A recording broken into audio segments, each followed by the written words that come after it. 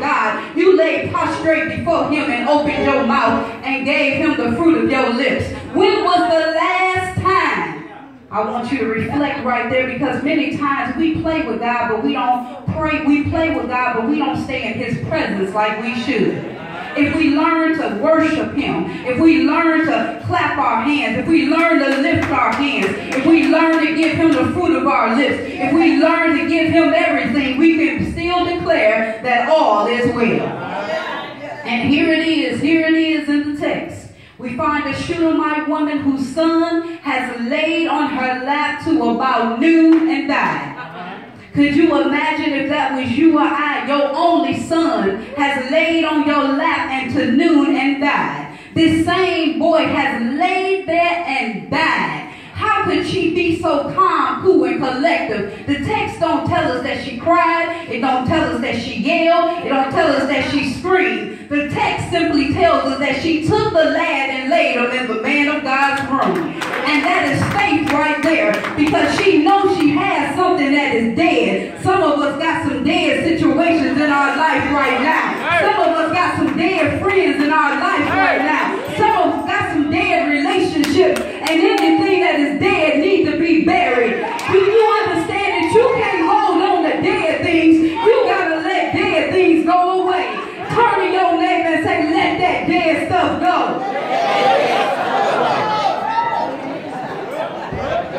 He's in the room. He's in the room dead. Dead. And what she simply says is, I need a donkey and a servant. Isn't it amazing how calm this woman was? She was letting her conduct match her confession. When you believe that God is able, you ain't got to search nothing else.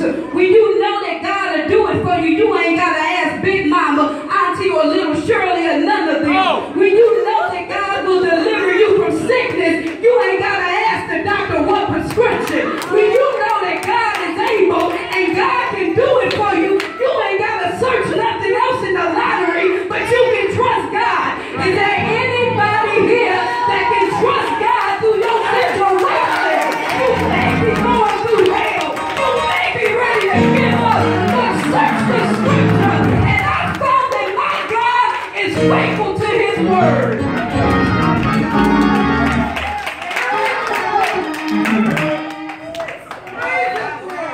He's in the room. He's dead. She calls for her husband and lets him know, I need a servant and a donkey. And how many know anything about animals? It's not a tiger she's calling for. It's not a lion. She doesn't have an SUV. She doesn't have a Bentley. But she has a donkey. And if you know anything about a donkey is a slow animal. It's not a fast animal. It's an animal that moves very, very slow. So this woman has made up in her mind that even though I have a son dead at the house, that I'm going to get to the man of God. And when was the last time you got to your man of God? When was the last time you got to your pastor and told him, hey, I'm going through something, but I believe God?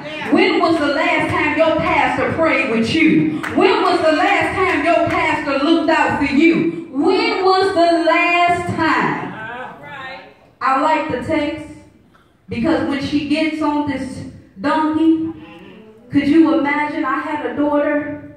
She was born June 22nd, 2002. 12:22 a.m. Don't play them numbers, amen. Don't play them. It took me 28 hours and 22 minutes to have her. And if she laid on my lap until about noon, I don't know if I could be like this woman. I don't know if I could have the composure like this woman. I don't know if I would have been able to lay Kiera in our bed and wait on the man of God. But I like it because this woman has a made-up mind. And when do you have a made-up mind, you can trust God even when you can't trace him. You can trust God even when the situation looks hopeless. This is a hopeless looking situation for this woman. He's not at the house chilling with a coma. He's not at the house chilling with tubes up his nose, he's simply dead. So she gets on this donkey. I'm going to walk this thing out. She gets on this donkey and she begins to ride the donkey. She begins to ride on the donkey. And when she's riding on the donkey, can you imagine what's in her mind? Could you imagine all the thoughts she had that when he was born, the things they did? Could you imagine in your mind the thoughts she might have had? This might be it for my son. But she makes up in her mind when she gets on that donkey that she's going to get to the man of God. And when she gets to the man of God, Gehazi, he sees her afar off. And he tells her to run to the woman of God and ask her, is everything all right? Is your husband all right? Is your child all right? And she simply replies, everything is all right. Can you really say that everything is all right? When hell has broke loose in your life, when you feel like throwing in the towel, when you feel like giving up, can you honestly say that all is well? But I like it because her faith is being tested, but she's still trusting. And you got to make up in your mind that whatever it is you're going through, you got to trust God even when you can't see it. You got to go through the storm and the rain. You got to have ins and outs. You got to have and your downs. But this woman goes and Gehazi sees her. And when he asks her that, she says everything is all right.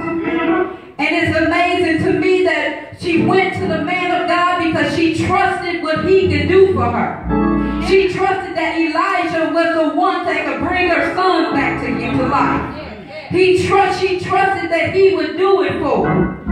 And I like the text so much because after everything she had went through, the man of God he tells Gehazi to go ahead. Run with my staff and my cloak. Tuck it in and don't talk to nobody. And as Gehazi is going and running and tucking his cloak, he goes to see about the lad. Do you understand that when he goes to see about the lad, that when he goes to see about him, that he didn't have any power? Sometimes you're going to have people in your life that ain't got no power.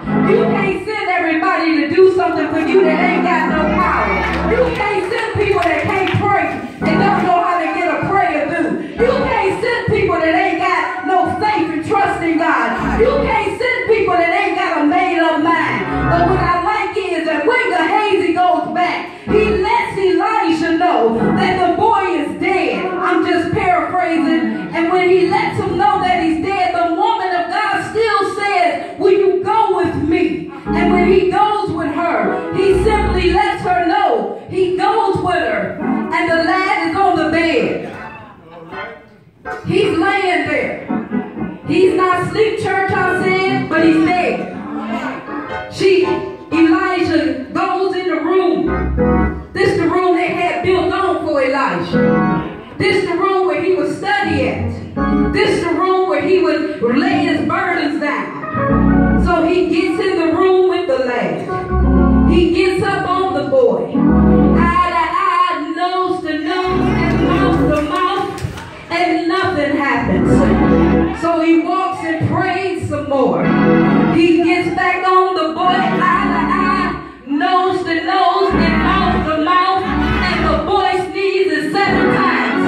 And how many of you know that's God's number of completion? It was completed for the lad to live again. And that's why you can declare it's all well. I may not have a dime in my pocket, but it is all well. My family may not have nothing, but it is all well. I made it to church. My tank might have been empty, but I made it on faith because I know that God can. Is there anybody here that can give God glory? Is there anybody here that can give God praise? You've been through some work times. You've been through some sad times. You've had some good days. You've had some bad days. You've had some lonely days.